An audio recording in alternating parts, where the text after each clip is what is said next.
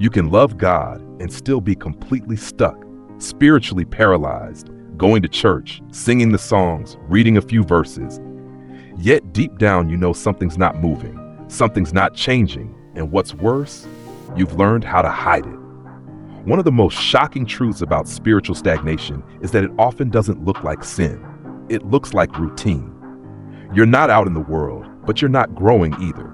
You're sitting in the same pew, praying the same safe prayers, secretly wondering why others are being elevated while you feel forgotten.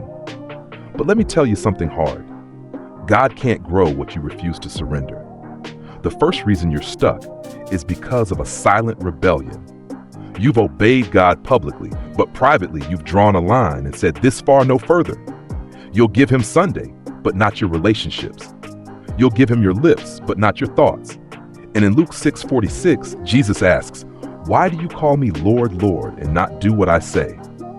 The second reason, and this one's hidden deep, is bitterness. You're carrying wounds you pretend don't matter, but the offense has hardened your heart.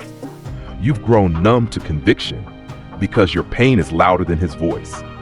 Hebrews 12:15 warns us not to let any root of bitterness spring up because it defiles many. You can't be spiritually free while secretly chained to the person who hurt you. Forgiveness isn't optional. It's the gate out of your prison. Third, you've mistaken activity for anointing. You're busy with Christian things, volunteering, leading, posting verses, but you're spiritually dry because works without worship drain the soul. Revelation 2:4 says it plainly, you have forsaken your first love. The truth is, the longer you perform instead of pursue, the more empty you feel, and that emptiness turns into shame, and shame keeps you silent. Fourth, some of you are stuck because of fear. Fear of change, fear of failure, fear that if you fully surrendered, God would strip everything familiar. But 2 Timothy 1:7 says, God hasn't given us a spirit of fear. So if fear is running your life, it's not coming from him. You're afraid to step into your calling because deep down you believe the lie that you're not enough. But if God called you, he'll equip you. The enemy's greatest weapon isn't always temptation, it's distraction.